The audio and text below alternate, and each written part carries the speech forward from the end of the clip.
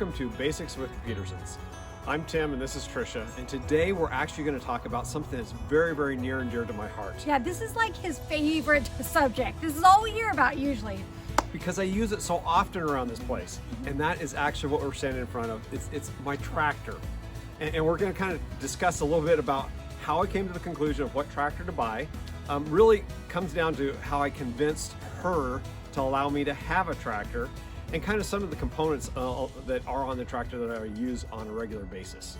So let's kind of talk about what led up to the tractor. So we've told you a little bit about the fact that we were in the middle of Washington. We, our first hobby farm and our first really attempt, we had grown up on farms. She didn't let me have a tractor there. Okay, hold on. But we both grew up in very agricultural areas. I totally grew up on a wheat farm in eastern Washington, so I was around implements, but then when and really all the way through college, high school, I worked as a hired hand for a farmer that we drove John Deere through and through, and they were combines, but mainly the tractors were 290 horsepower or bigger. Well, let me tell you, so then we buy our first piece of rural living, and it's in central Washington, and it's 2.5 acres. I came from a large wheat farm in eastern Washington. 2.5 acres. 2.5 acres. It needs a tractor. No, it's nothing. It does not need a tractor.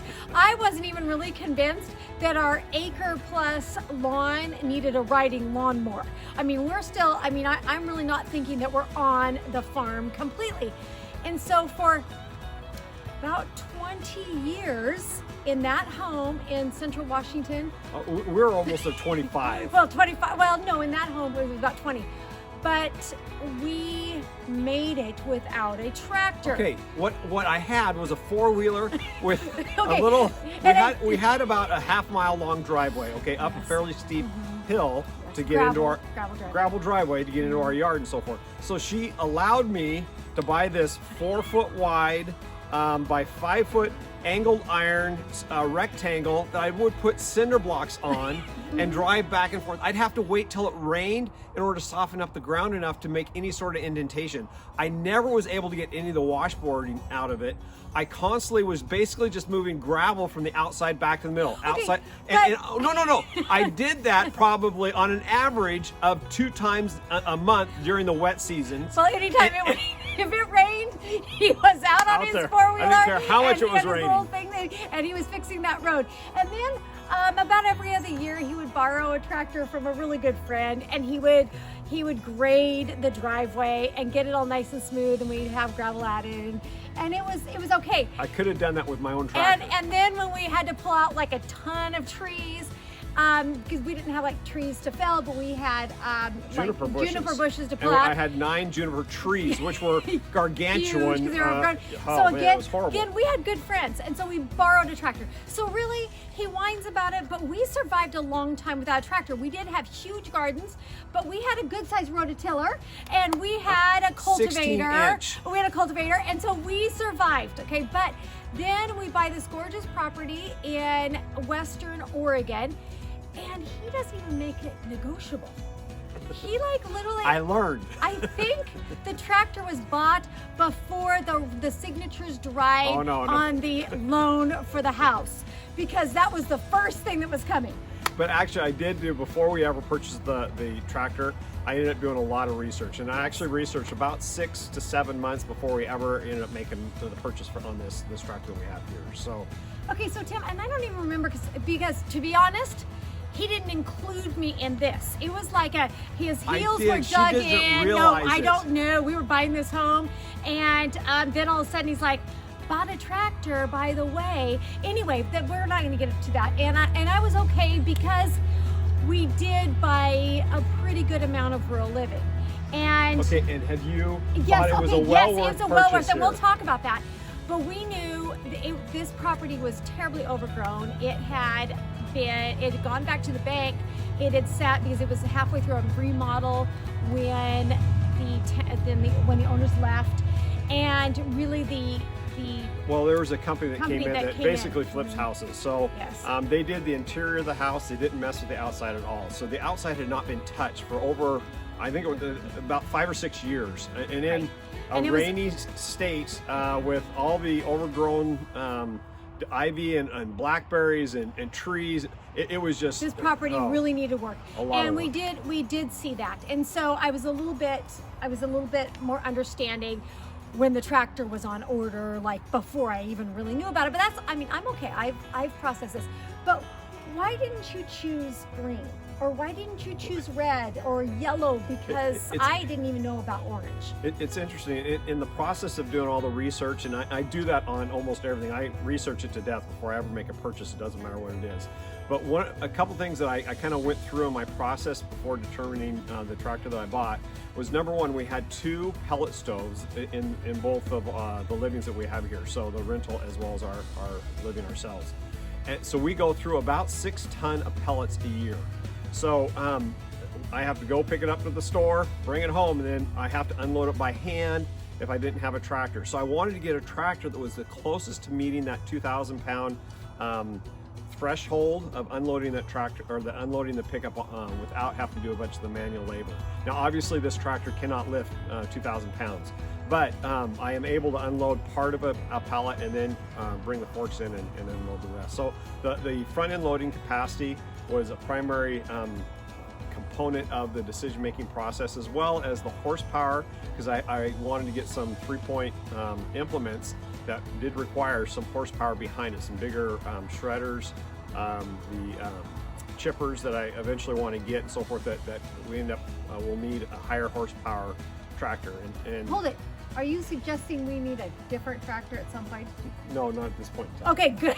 Thank goodness. I was going to say we are stopping this channel and we're going to. But in that whole process, I started looking at the numbers, and really that is what drew me. I wanted green, I wanted Kubota, I wanted John Deere, but when I started comparing the numbers with the price tag that went with it, I wasn't able to get the level I desired for the amount of money that we were able to afford.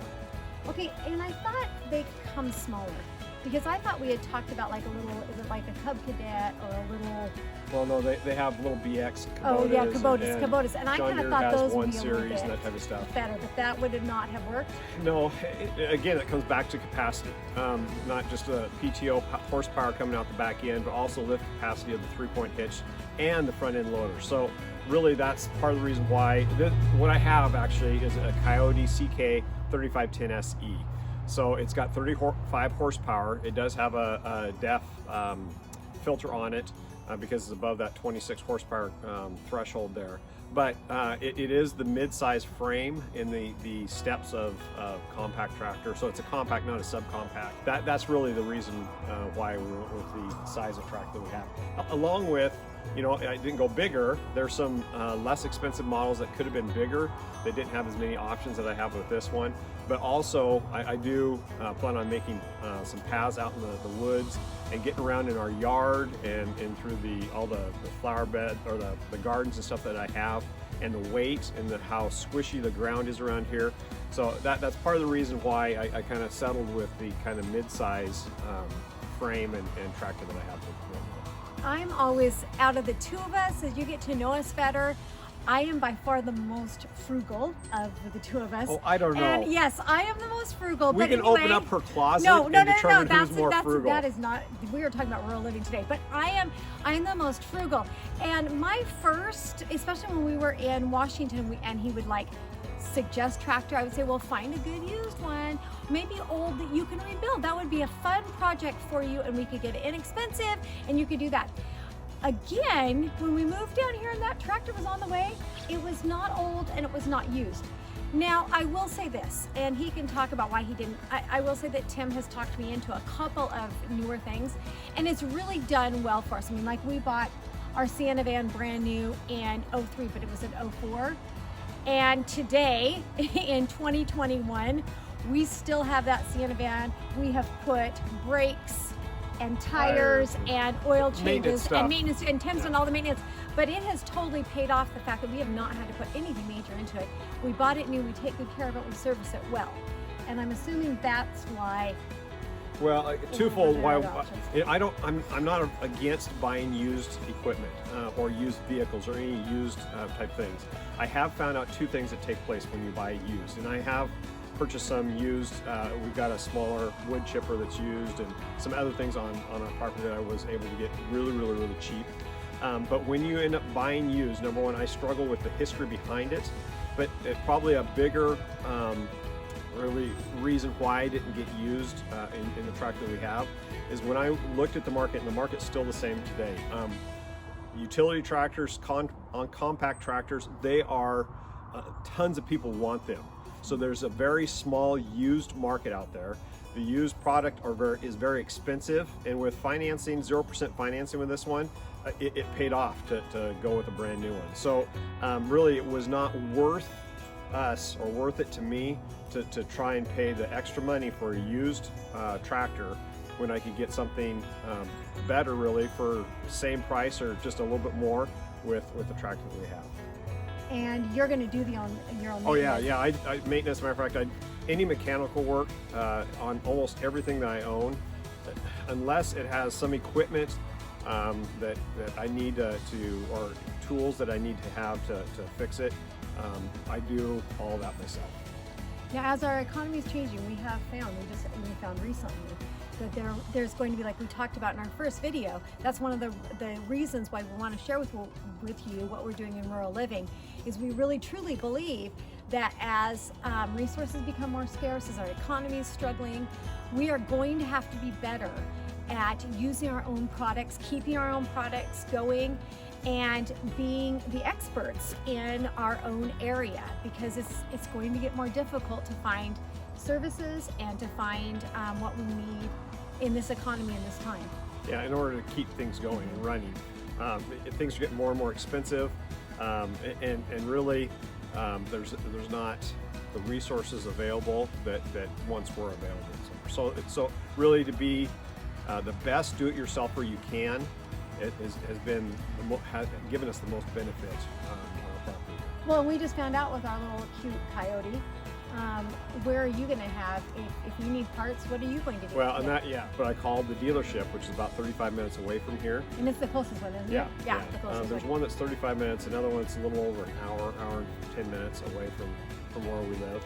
But the one we bought it from, I called them asking for filters and that type of thing, and they said that they were going out of business. Not like they didn't have any filters left, their inventory was down to zero, and so that resource and that ability to really rely on them has gone away because of the economics of the state area. Well, and the other little side story about this tractor, and I didn't realize this tractor is well, right now, I mean, this is in 2021, and maybe you know, but gaming systems just came out this time of year about a month ago, didn't they? Or whatever the latest gaming systems. Our son's yes, they've been like trying. 5s. Yes, that's what came out. Anyway, this tractor is kind of the same sort of what I would call, in a nice mode, a scam. Okay, so just like the gaming system, you buy the gaming system, but it's only the system. So you need all the little gadgets and gear and headphones and the special seat or whatever you need to make it happen. That's what happened with this tractor. So he put his heels in, we're getting the tractor. The tractor is coming, Trish. And then on the way, because we were actually not here when they were delivering the tractor, and so our son actually was here, and he took possession of it when they delivered it for us. But on the way to come and behold the tractor, we had to stop off and get a trailer full of implements for the tractor. So I do want all wives, and I want everyone to realize that the tractor is just the beginning of a long list. When you have a tractor, you need to have things to be able to use that tractor with. This is what I hear all the time. Yes. So yes, I have a little 4x8 trailer, and we ended up picking up 3 different implements at a place that I found very expensive to bring down, so that I was able to utilize to the fullest extent the tractor for the things I needed to do at that point in time. So since then, there's some other things that have grown that I didn't realize I would need. Need, not want, yes. Need. But anyway, the tractor has been, and I joke with Tim, but we're going to be showing you different parts of this property over this next adventure as you journey with us. But we have put in paths where the tractor, I mean, it was so fast, and it would have taken us literally days to do what the tractor can do for us. And so I am sold on the tractor, to be really honest. The implements, I think we're using almost all of them. I can't think of any of the implements that we're not using. And I'll go over the implements and we'll do that.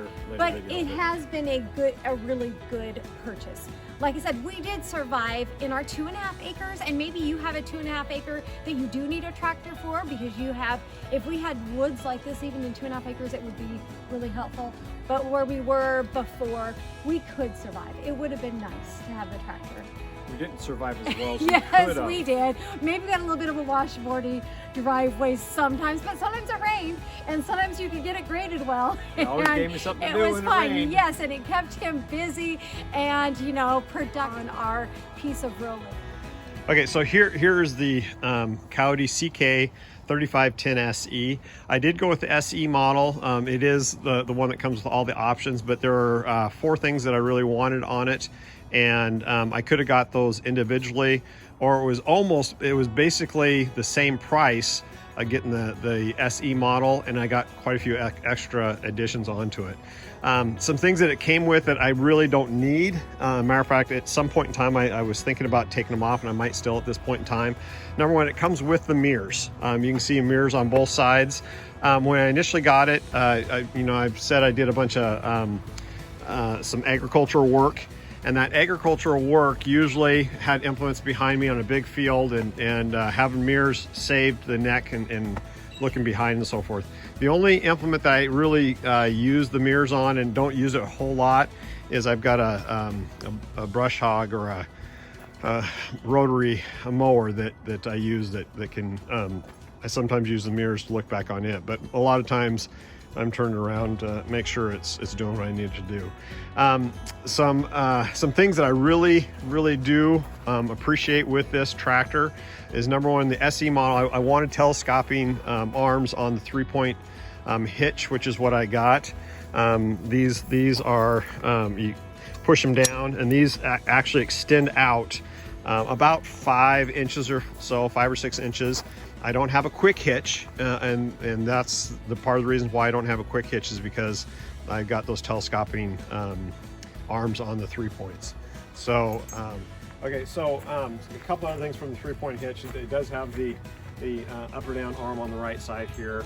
I think that came with the regular model, but I do know that I've used that a couple times with the box blade that I ended up having to grade our road the way it needs to be graded. Some other things, it does have a 9-gallon tank in it, which lasts quite a while before I have to refill it. So that's a benefit. 2 sets of hydraulic hookups in the back. On this left side, I don't know if you can zoom in here and see, but the left side I end up using for the backhoe, which I did not buy with the tractor. And then the right side I have not used, but those are the on and off with the lever up front. I can't remember what their terms are, but I did get those, and that came with the SE model. I was going to have to upgrade, and it was going to be an added expense. 2 things from the factory or the dealer that I end up getting with this, and honestly, I highly encourage you to do this if you're going to get a tractor. Is, number one, I've got a 3rd function on the front, and I'll show you that in a second, along with filled rear tires. Those are 2 things that I had the dealer do. Everything else is done outside of being an SE model. I've done myself. So if we come around this side, and then it is a hydrostat. So we've got the forward and back, and the pedals are next to each other. I do like that. Now, I know Kubota has the seesaw type levers for your feet. I did drive a tractor that was like that, and it, over a long period of time, I did not enjoy it as well.